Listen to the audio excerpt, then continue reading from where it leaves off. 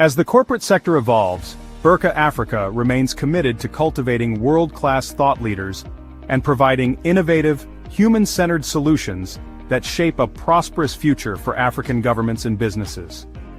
About Burka Africa.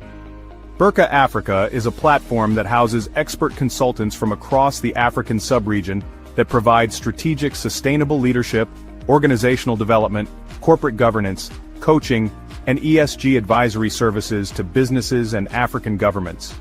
Burka's strategic thrust is to strengthen strategic alignment for Africa's development by bridging the gap between governments, businesses, and industry experts for leadership and business solutions, serving as a center for excellence and transformative leadership insights in Africa. The consortium is dedicated to shaping ethical, visionary, productive, and sustainable businesses and leadership across Africa. Through advisory, training, and coaching, Burka supports executives, managers, and organizations in achieving excellence, growth, and sustainable impact. Visit our website www.burkafrica.com for more information.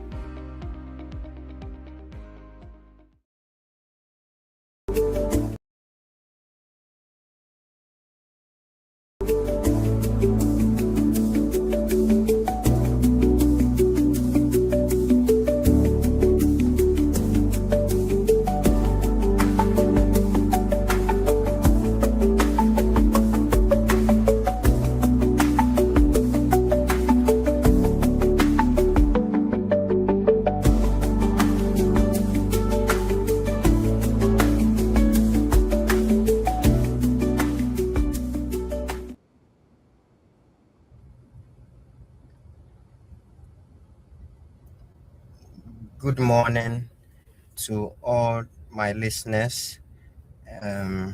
Whenever you watch this session, good morning, good afternoon, and good evening. My name is Jeremy Azuma, a final year student in the University of Ghana Business School, studying business analytics. Today, I've been fortunate to volunteer to host this program organized by Burka Africa, and on the topic of emotional intelligence for young leaders. And in today's fast-paced and highly connected world, leadership is not only defined by intelligence, talent, or technical skills, but the ability to understand and manage both our own and those of others. This has become a very essential skill for effective leadership, and this is known as emotional intelligence. For young leaders navigating school, work, and entrepreneurship, emotional intelligence plays a critical role in their communication, in team building, in decision making, in conflict resolution, and in personal well-being as well. Young people often face pressure from expectations, from peer influence, from social media, from comparisons, and the rapid life transitions, misunderstandings, poor decision making, and damaged relationships. This webinar is going to introduce us into what this practical leadership skill is more about, how we can learn it, how we can practice it, and how we can strengthen it over time. And today, we have in our midst some very key speakers that I'm going to introduce to you immediately. And the first speaker that would be with us today is in the person of Mr. Bless Tete Ojao. He's a business consultant, he's an entrepreneur and an entrepreneurship coach, an amazing guy. He's a versatile professional with a vast experience and expertise in training, the founder of ABC Ahead Business Consults, Able Digital Marketing Solutions, Lucrative Farms Enterprise, a Center for Development and Continuous Learning, a serial entrepreneur we have in our midst. Over the years, he has consulted for hundreds of SMEs, supporting their growth through strategic planning, customer support training, and marketing solutions. He has facilitated numerous training programs, both online and offline, impacting young people in entrepreneurship programs, digital skills, leadership, business strategy, and personal development. Bless completed with a Bachelor of Business Administration from KNUST and an Executive Certificate in Business Administration from the Accra Business School, UGC. Alongside his professional certification in digital marketing, project management, virtual assistance, leadership, management, and social entrepreneurship, he's passionate about entrepreneurship and teaching. He continues to mentor, consult, inspire the next generation of African entrepreneurs to build sustainable and impactful businesses. So that's amazing one from our first speaker, the person of Mr. Bless Tete Ujao. And our next speaker is in the person of Mr. Pakwesi Able. Mr. Pakwesi Able. He is the current founder of the Able Cares Initiative Africa, and he's a mental health practitioner, a public speaker in that regard. Abel has been doing mental health advocacy over the past years. He's a final year student for the University of Ghana Psychology, BSc Psychology, and he's going to be with us to tell us more about himself and what he does. Um, you can see the lineup of speakers. It's going to be an exciting and amazing program today. I would like to introduce the first speaker. Um, Good morning, Mr. Bless. Good How are you doing morning. today? I'm doing so well. How are you also? Awesome, awesome. I mean, I'm doing fantastic just because of the program or the topic outline for today that's been chosen for us to discuss. I think it's been a very important topic in present times, and it's particularly why I'm very excited today. I'm hoping to learn a lot from you and Abel as well. Sure.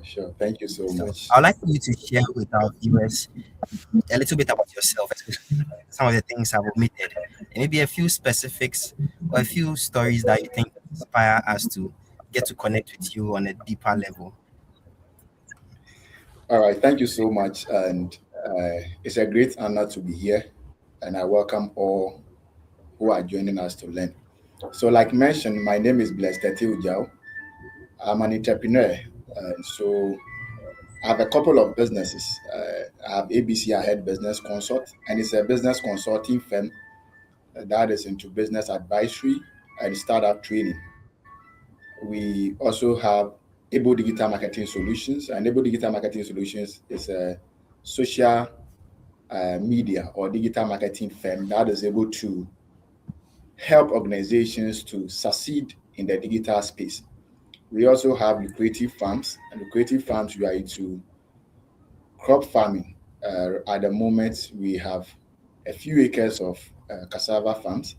And not long ago, we've also added a Center for Professional Development and Continuous Learning. And it's all about learning, it's all about improvement, it's all about adding relevant skills to anything at all that you already have. And now, one of the things is that I believe in continuous learning because every day, every moment, things are changing. And for us to stay relevant and be on top, it is always important that we keep learning. So anyone that has been following me knows that any of the organization that we run, we always do seminar on areas that are relevant to the services that we offer. And this is to help entrepreneurs stay on top. And what I believe in is that entrepreneurship is for the young, vibrant people. It's not any big deal. Most of the time, we assess it from the top. So we see an international organization that is all over the world, that is all over the continent. And then we are wondering how we'll be able to also get there. But the good thing is that there is always a starting place. And I always empower people that wherever you find yourself, whatever ideas that you conceive, there is always a starting place. So I'm much passionate about empowering we the young ones to start something, not just to do anything, but to keep learning. And whatever we are doing it to the best of the satisfaction of our customers, whilst we are also making impact in society. Thank you so much.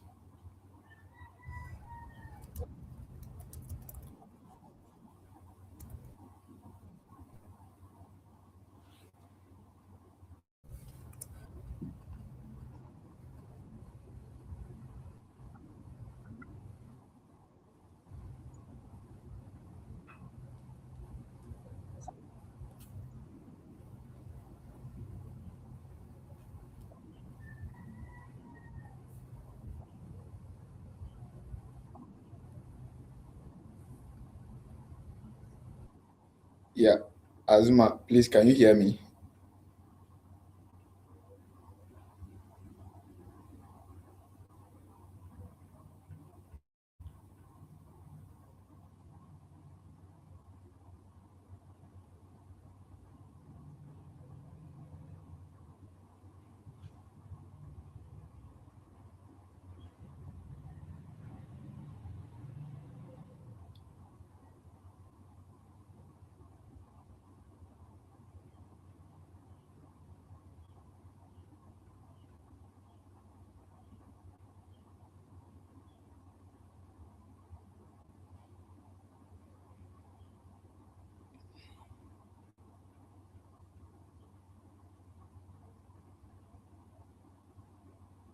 All right. So, whilst Azuma joined us, let me also continue to say that I'm available on all the social media platforms, all the major social media platforms.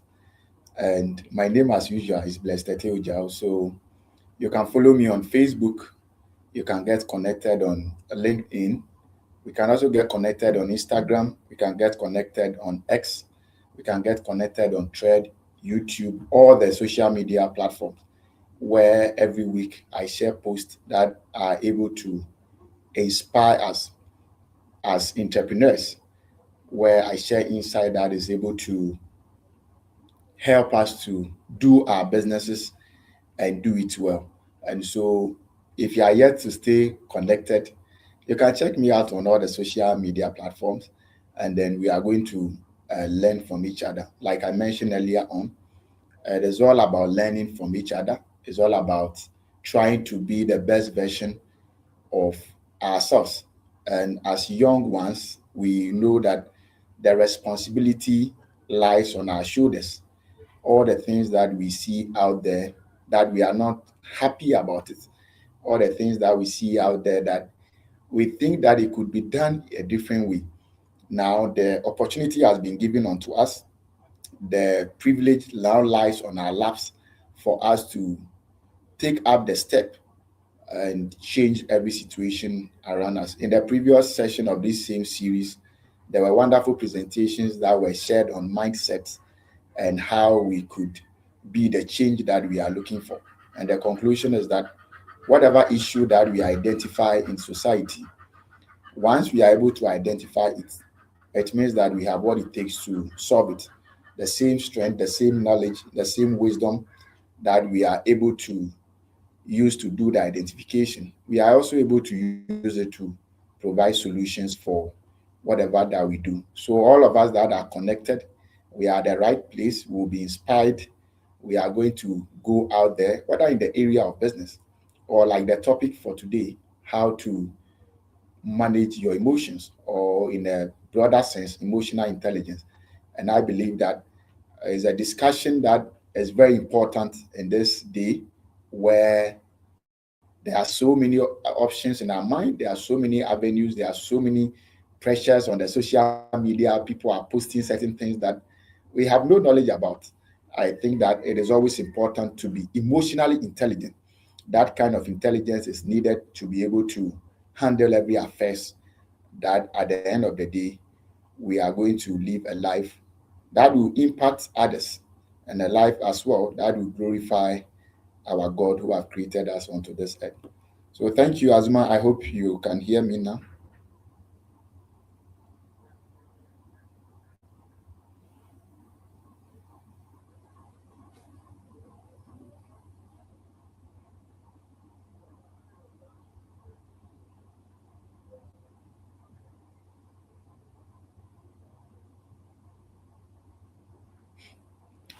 All right, thank you so much. It seems like our moderator is having challenges with the network. So we'll just zoom straight into the topic for the discussion.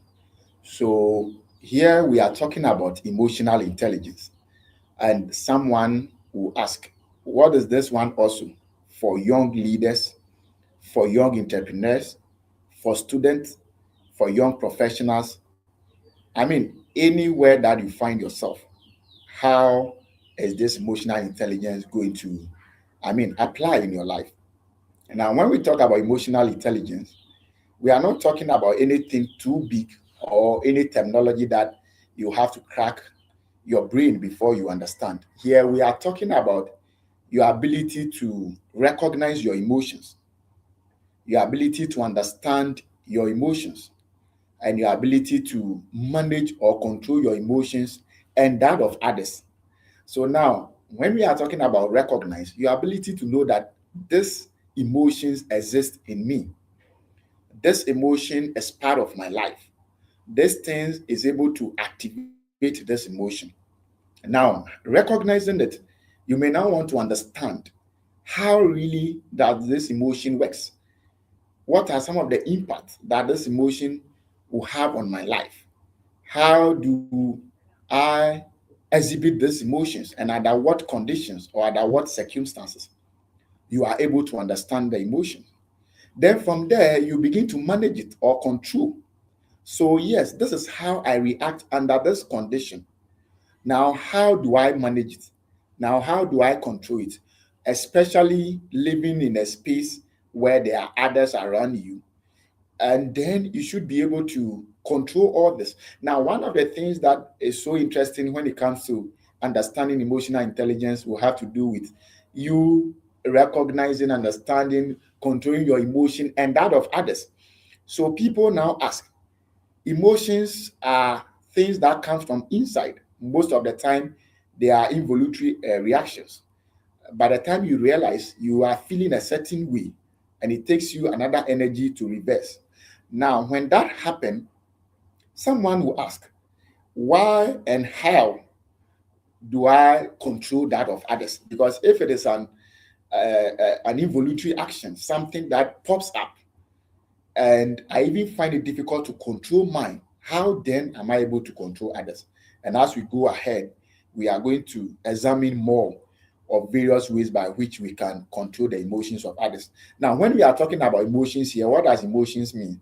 We are just talking about your actions. We are talking about our reactions, how we immediately react to any actions at all, to any occurrence. So it can be a word that you hear, it can be something that you're going to see with your eye, it can even be a thought that comes into your mind. So when such things pops up, how are you going to react?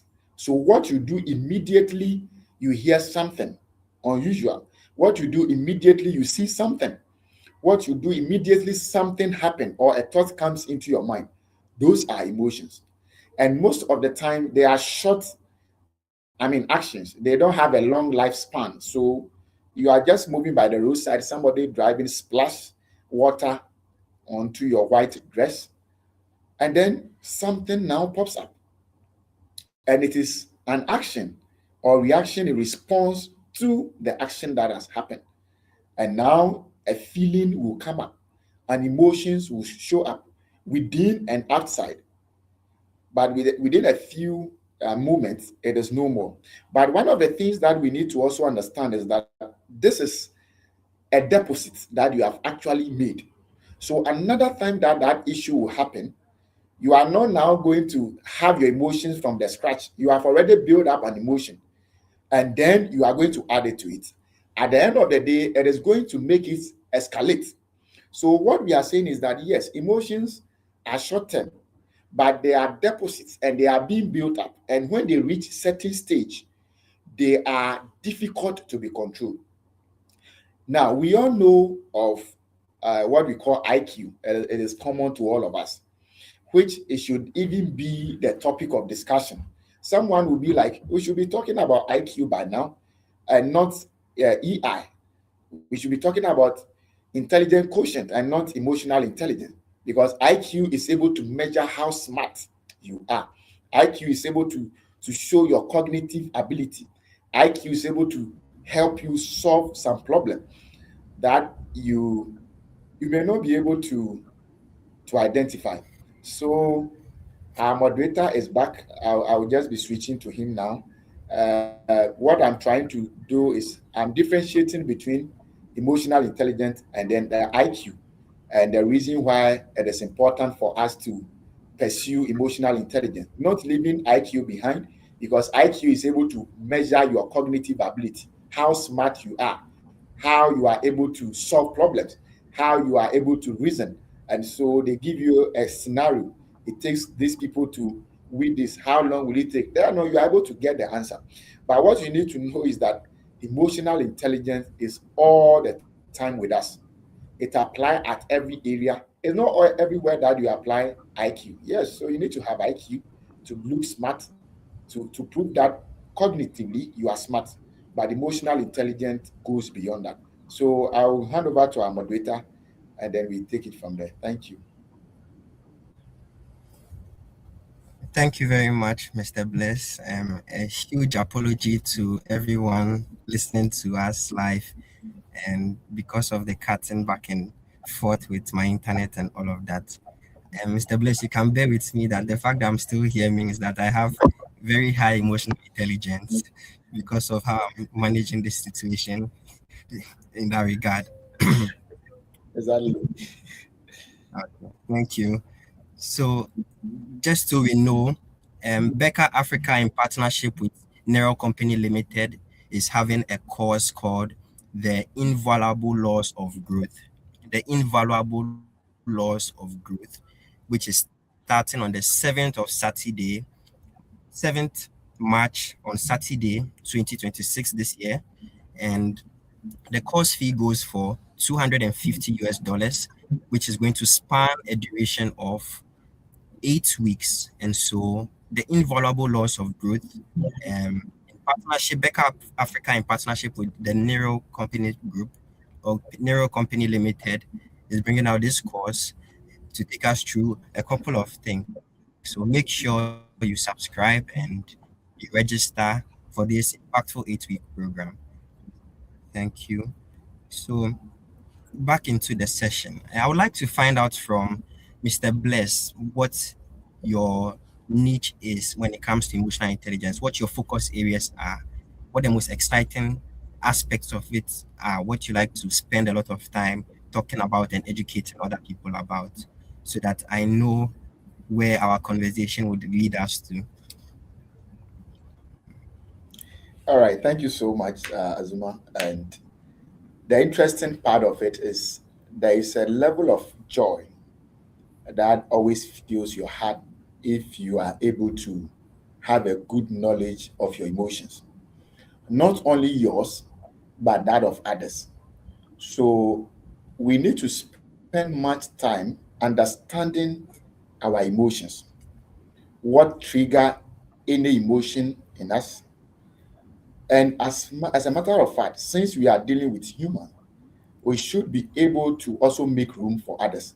So as part of the emotional intelligence, there is an aspect of empathy.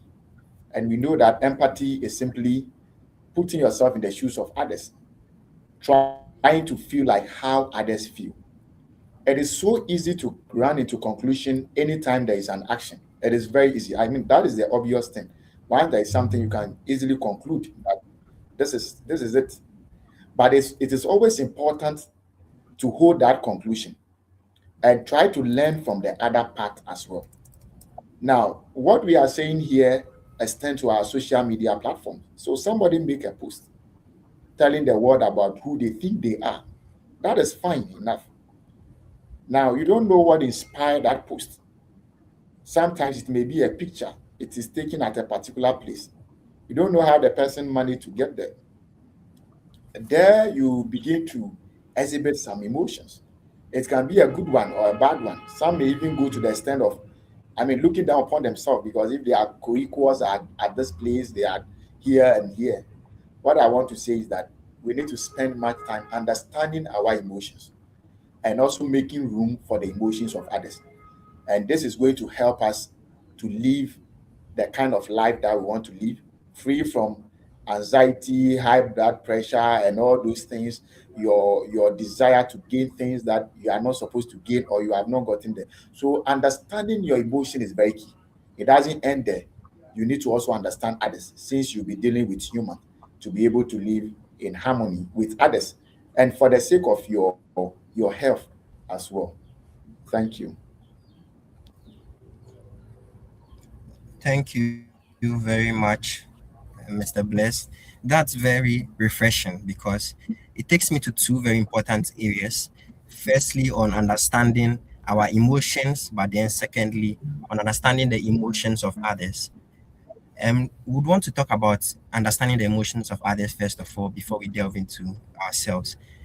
But in that regard, I think for my experience, for example, is that I've dealt with a lot of um, relationships with students on campus, interacting with them in that particular regard. What I tend to see most of the time is that, for example, you do things like public speaking, you speak to a crowd or you speak to individuals and you try to sell them or try to pitch to them something. Maybe you want them to join a school club, or maybe you want them to come to church with you because your church is receiving more people or is doing a campaign. You tend to realize that in those encounters, what I've seen from my colleagues is sometimes they interrupt someone who is eating their food and they unconsciously see that the person wants them to get out of their sight. But then, because they are only thinking about what they want to do and the benefits that it accrues to only them, they ignore completely the reaction and the feedback the other person is giving them. So I would want to say, how do we become conscious of other people's emotions? But then again, how do we interpret it in the right way to make sure that we do not destroy our interpersonal relationships with other people? Okay, thank you so much. And I like the fact that you want us to talk about others before we talk about us.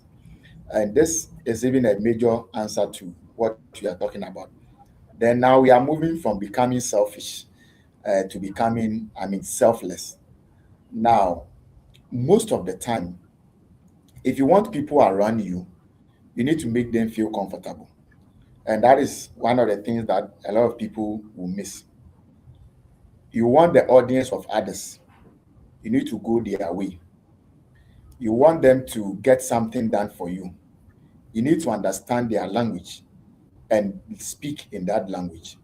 So you want somebody to, at the end of the day, get something done for you. And all that you are thinking of is your own. I want this thing to be done, whether the person is in a comfortable situation or not, whether the person is able to do so or not, whether the person is even responding or not. That's what takes us from being civilians to like a military regime where they said obey before complain. Whether you are comfortable or you are not, what must be done must be done. Unfortunately, it's only happening within those small groups. But when we are talking about humans, where you want somebody to really get something done for you, you want them to be involved. The well-being of the person is very important. So all the time, you may want to seek the well-being of others. Yes, I want you to get something done for me. But before you'll be able to do that thing, you need to have a very stable mind. You need to be in a good situation. You need to be in the right state of mind to be able to get it done for me. So now the benefit that I'm going to gain from you become a secondary issue. And your well-being now becomes my first priority. So at any time to be able to interpret, to read, and then assess the emotions of others, have it in mind that whatever conversation that you have with them, their well-being is the first thing that you look out for. So you do everything possible to ensure that they are in the right state of mind. And once they are in the right state of mind, when you push your agenda ahead of them, it makes it easier for them. Do not be so selfish that this is what I want. So whether you are able to do, whether you are in a good position, whether you are happy, no matter what, get it done for me. I'm sorry, you may not be able to get it. So having their well-being as your key agenda, I want the well-being of the other person. Once you are able to establish their well-being, once you are able to get them in their right state of mind, whatever benefit that you are requiring from them, you are able to get it. Thank you.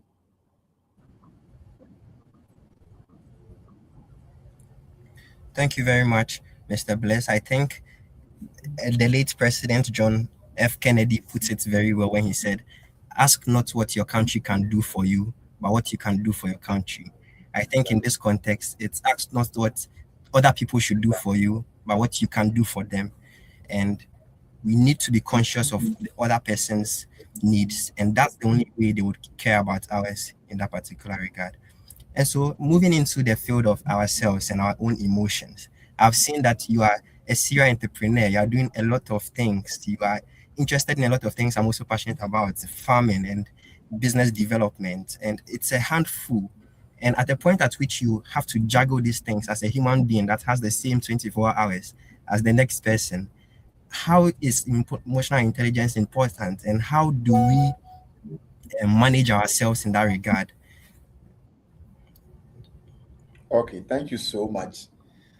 I always say that I can be with anything that is human being or anyone that is human being.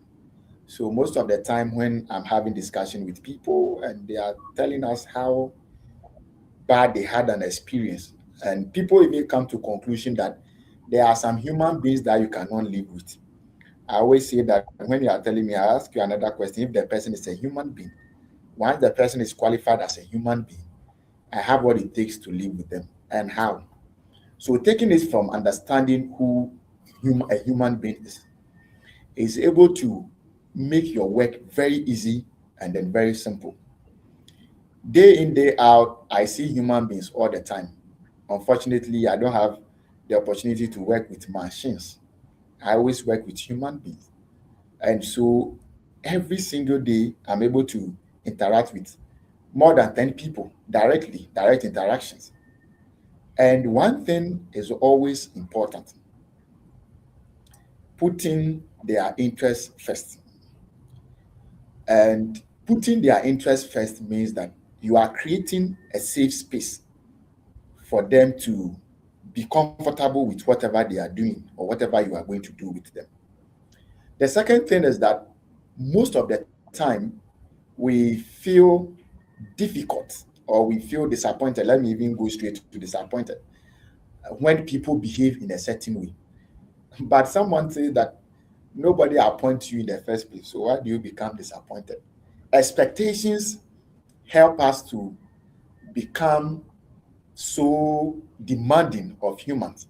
So my expectation is that you should be here at this particular point in time. You should know this. You should be able to do this. Now, once this expectation is not met, I feel disappointed. Now, I think that handling you is the most difficult thing under the sun. But if you know that every human being has weakness and strength, you will always focus on improving their weakness whilst you leverage on their strength. So have it in mind, which is difficult to do, that there is a worst case scenario all the time. People can live to the zero or to nothing. Now, how do you get things right when people are not able to do anything at all? How do you get things right when people are able to achieve 1% of the 100% tax that you have assigned to them?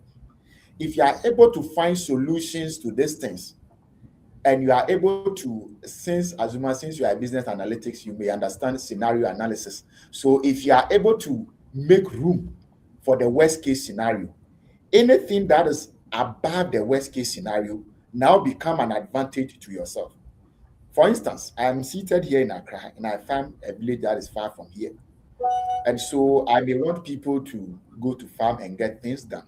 The expectation is that by the time I arrive, the work is done. That is expectation. But that is my expectation. It is not the expectation of them. This is what I do. What if they are not able to do the work? What will be my solution? I have that solution. So as I'm going, or in my mind, I'm going with the worst case. Once I go and they are able to do something, now I become appreciative. I become glad because I'm able to get more value than what I expect at the other end. So always make room for worst case scenario, knowing that you are dealing with human. It's difficult to know that, oh, I need to be optimistic. I need to expect the best. But now I am being trained to expect the worst. If you accept it, the earlier the better. Because when the worst become better, you are going to enjoy. But when the better become worse, that is where you are going to have emotional struggle. And so I think these two things are able to help us to handle humans effectively. Thank you. Okay. Thank you very much, Mr. Bless. One thing I enjoyed hearing was, why are you disappointed? Who appointed you? And for me in particular, I think I've experienced a lot of what you are speaking about. And I like the way you answer the question. You point out how we deal with our own emotions is heavily dependent on how we deal with the way other people treat us and the expectations we have of other people. And I thought that in of itself is very important because I, as a person, I think the biggest or the highest amount of stress, time I feel stress, is when other people do things I didn't expect them to do. And so, for example, I'm a leader, and hopefully my executives don't watch this and hear the things I'm saying about them. But I think sometimes working with them is a bit difficult. And I expect the worst. The problem is that when I expect the worst and it happens, I become apathetic to it. So I just don't pursue it any longer because it looks like it's a spiraling effect. It's a cycle. I don't like something, but then they do it, and then I didn't expect them to do it, but now they do it. But my response to it is, let me just let it slide. Let me not pay attention to it, but then it affects our productivity in the long run. That's how I protect myself. But at the end of the day, it makes me not as productive as we could have been because I think that most of the ways that we've decided to move forward has been heavily hindered by some of their actions. So, in the events where we expect the worst and it happens, before we go on a commercial break, what do you think we should do about the situation, like conflict resolutions, or how to engage with them on an individual level? Because now, technically, I've presented a solution to them. We've spoken about, we've analyzed the solution, but then maybe they are not accepting it. What then do we do about that particular situation? How do we handle it as individuals? I've been forced to involve like a mediator, but I don't know what you'd recommend. And I would like to hear what we do about that too as well. Okay, thank you so much, Azuma. That I will ask a question and then I will continue. I don't think you should answer though, but I want to ask, at what point do you accept anything that has been presented to you? You accept it when you are satisfied with it as a human. Now, we shouldn't think that others are like they are different kind of version. Like they are humans like us. Now, when you put a lot of people together, they are individual humans that have been put together. You can make it easy by a multiple version of yourself. So you ask yourself, at what point do I accept something? I accept it when I understand it. I accept it when I become comfortable with it. I accept it when more light has been thrown on that particular thing. So now, what will make me not accept something? If I don't understand it well, I may not accept it. If it does not resonate with me, I may not accept it. So at any point that somebody is finding difficult to accept something that you present to them, you consider it like you are unable to accept it. And the good reasons that you may have not to be able to accept it is as equally right as what is preventing them from accepting it. We may have individual differences, but the larger part is that if it is able to be accepted with you, it is possible that you have your own interest. It resonates with you so well, or you are the originator, you are the one initiating it. And so, because you are the one initiating it, and you have found a ways and means to accept it, it means that everybody should accept. No. What convinces you to accept may be different from what will convince others to accept. But at the end of the day, they need to be convinced before they accept whatever you have.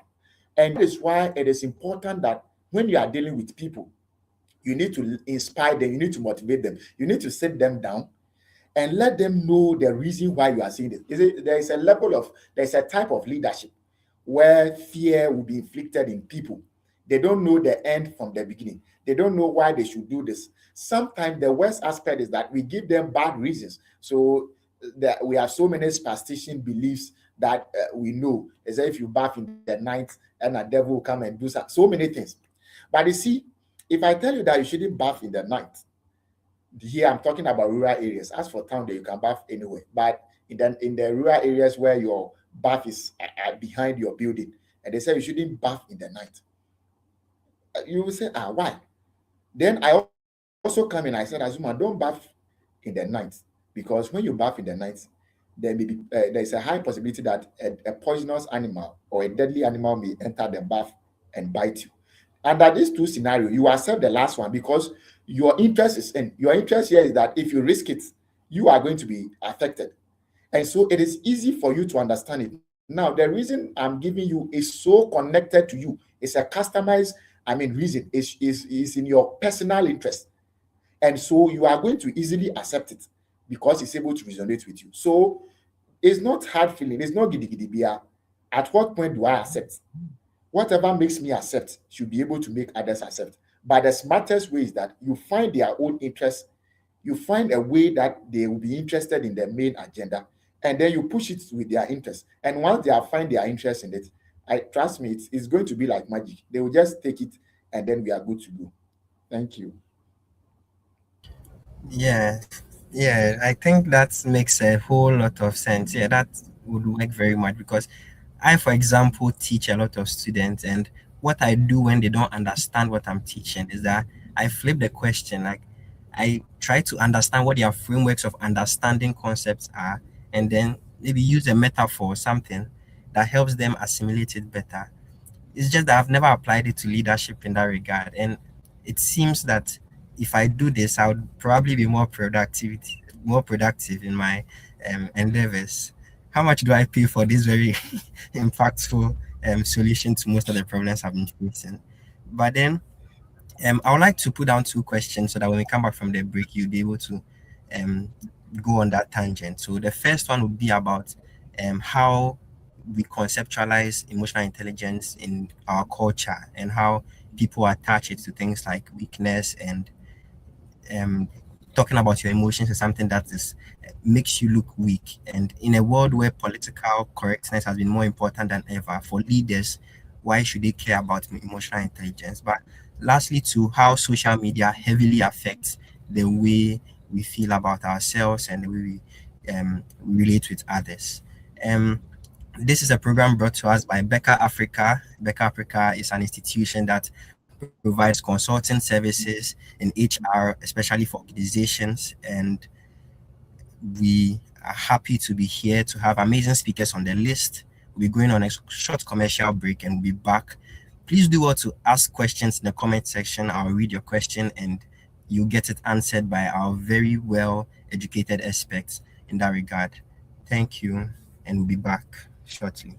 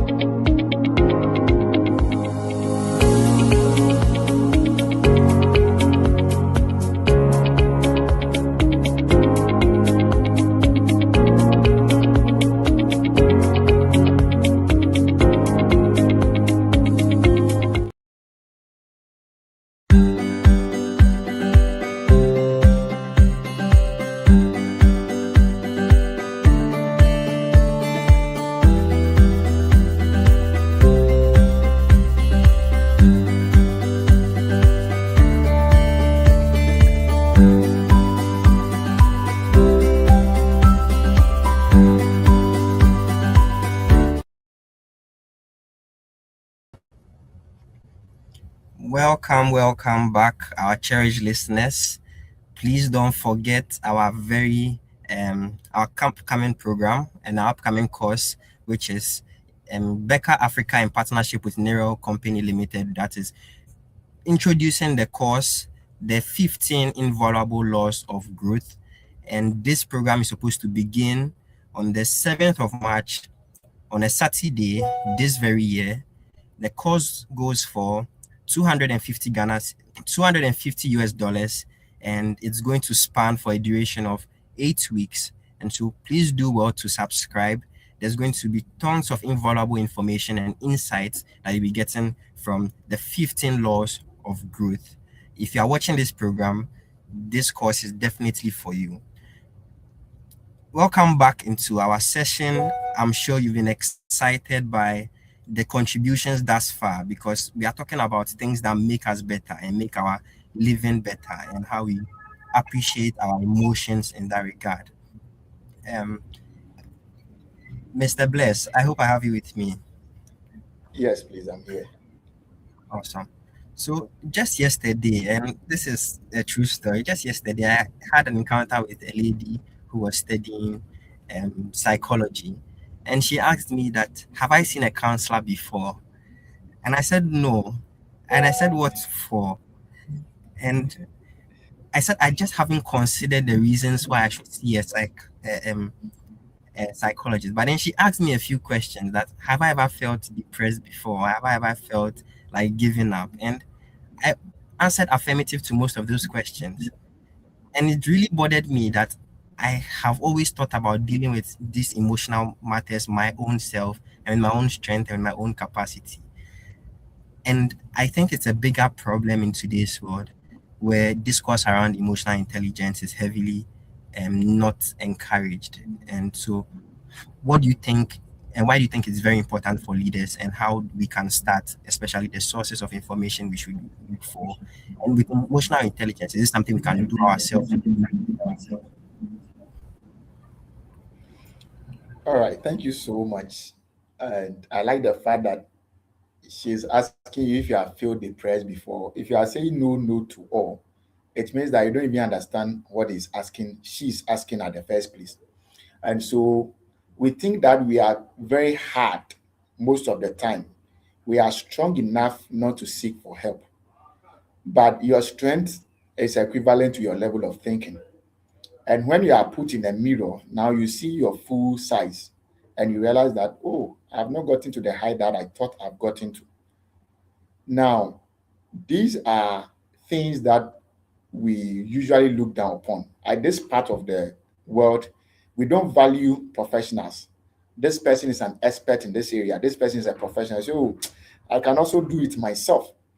But we know how I can do it myself, how it's going to end. Talking to someone about your emotion is not a weakness, it's even your strength. One thing that is key in emotional intelligence is self awareness. So, if you are able to tell a counselor that this is what is wrong with me, it means that you have advanced in emotional intelligence.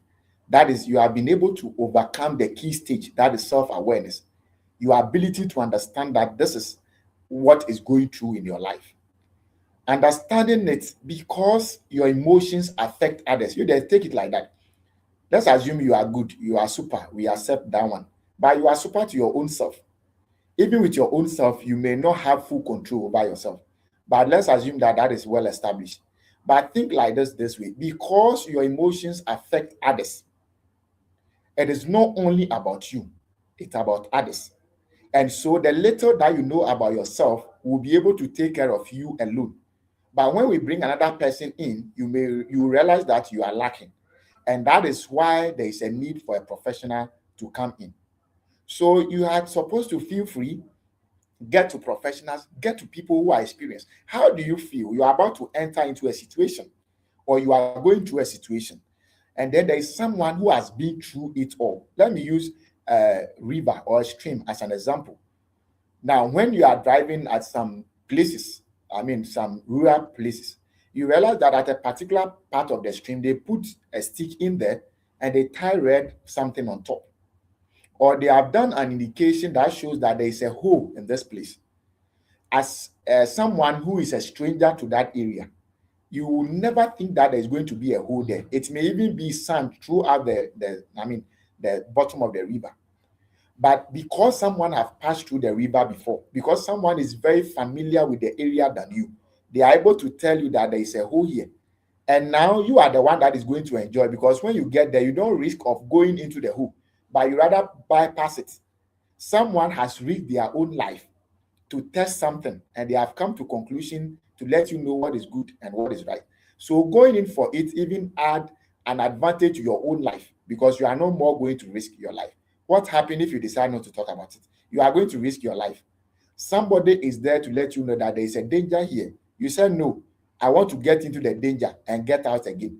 By the time you get out of the danger, sometimes you may not even be able to get out, because what is able to sustain the person, you may not have it. So whatever you are going through, whatever your emotions are, clinical psychologists, all the professionals are there. Feel free, talk about it, let them give you whatever you need, and then you are good to go. Thank you so much. Thank you so much. Please, if you are listening to us, please be willing to get the help you need and the help you deserve, right? It's not easy to be there and just be going through all of these things and be thinking you are fine. If you compare your life, like our speaker has said, to if you put your life on a mirror or you put your life on a sheet of paper and you assess it, you are going to realize that there are a lot of things you could be doing that you couldn't do, that you could reach if you consider speaking about your emotions in order to optimize yourself and the way you become productive. And so, lastly, just to end the session in about 3 minutes, speak about how social media has contributed to the emotional intelligence of us and how we can curtail its effects, or if it's positive, how we can increase its benefits in that regard. Okay, thank you so much. Before I go there, let me just add a little. There is a saying that the young generation or the younger generation, the Gen Z people, all the time they are talking about mental stress, they are talking about mental health, they are talking about emotional intelligence. And people even now feeling shy because the little pressure, they are now protecting their mental health and all those things. You see, it is a good thing that you are supposed to do, because we cannot testify that some years back, the pressures that we are going through today are no more there. We're not there, but today they are there. So for me, I think the smartest thing is for you to be aware of the seasons and seeking solution. As a young one, being aware that there is pressure everywhere, you need to seek mental health and emotional intelligence. I want to encourage you. That is a good thing that you are supposed to do. Do not be intimidated by whatever somebody will say. Know your issue and go forth to address it. Now let's come to social media, please. Social media is for everyone. We all go there and post what we feel like posting. A lot of us think about others, so there are certain things that we can post, but we are thinking of how others will react, so we will not post it. A lot of us will post to express ourselves. We are posting to express ourselves. We are not posting for you.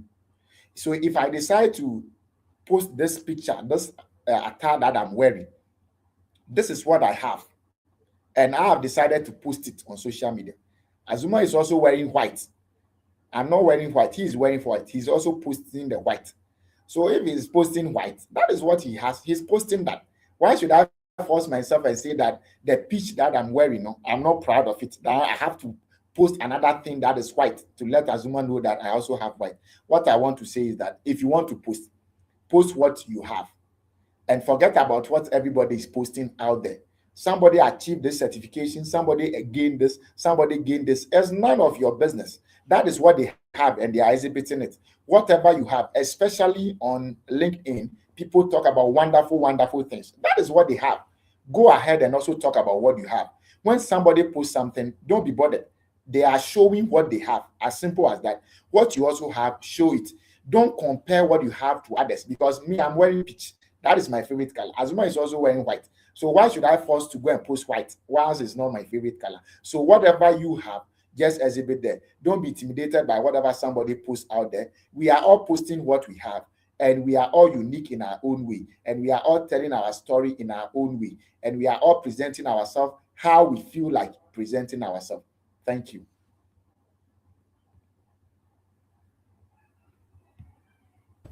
Thank you very much. Thank you very much. We are very excited for having you on this show. It's been wonderful. Like the insights I mean, I've learned a couple of things, how to manage my colleagues, executives when we are in a meeting. Like you said, I should ask myself, are they convinced about what I'm saying? I should make sure that they fully understand and can accept what I'm saying, no matter how hard it takes for me to send that message. We should be conscious about the emotions of others, and it helps other people care about us too as well. And social media, don't be intimidated, don't be pressured, don't feel inferior to the things you see online. That's what they have, and that's what they display. Be confident in displaying what you have and what you like. Thank you very much, Mr. Bless. I hope we could have you many more shows to come. Thank you, Becca Africa, for this wonderful initiative to inspire the youth and inspire leaders to become better and to enhance the quality of leadership that we experience. Remember to follow Becca Africa on YouTube, on Facebook, on LinkedIn at Becca Africa. And I mean, if you're in this program, make sure that you follow them and also subscribe to the course on the 15 laws of growth, going for $250. We are very excited to um to be presenting this show this program to you, for you to be able to grow in that particular regard. So thank you for joining us on this Saturday morning when you could have been doing a lot of other things. I hope that you learn on how to develop your emotional intelligence and able to apply it in your daily life as a leader and as an individual. Thank you, and I'll be signing out. Mr. Bless, any last words, and we can close. Sure. Thank you so much for your amazing. I mean, I really admire your skills when it comes to how you carry the program. You've really done a very good job, and I hope to see you at the top. I also appreciate Becca Africa for this amazing opportunity for we, the young ones, to learn. And all those who join on all the various platforms, I'm so grateful that we have learned together and we are connected. Let's stay connected. Let's be open minded. Let's make room for others in our life, and let's make life comfortable for ourselves and others. Until we meet again, may the good Lord be with us all. Thank you so much.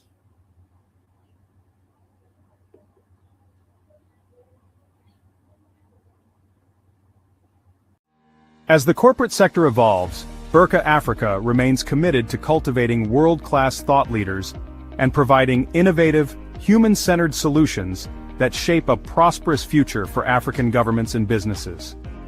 About Burka Africa. Burka Africa is a platform that houses expert consultants from across the African sub-region that provide strategic sustainable leadership, organizational development, corporate governance, coaching, and ESG advisory services to businesses and African governments. Burka's strategic thrust is to strengthen strategic alignment for Africa's development by bridging the gap between governments, businesses, and industry experts for leadership and business solutions, serving as a center for excellence and transformative leadership insights in Africa. The consortium is dedicated to shaping ethical, visionary, productive, and sustainable businesses and leadership across Africa. Through advisory, training, and coaching, Burka supports executives, managers, and organizations in achieving excellence, growth, and sustainable impact. Visit our website www.burkafrica.com for more information.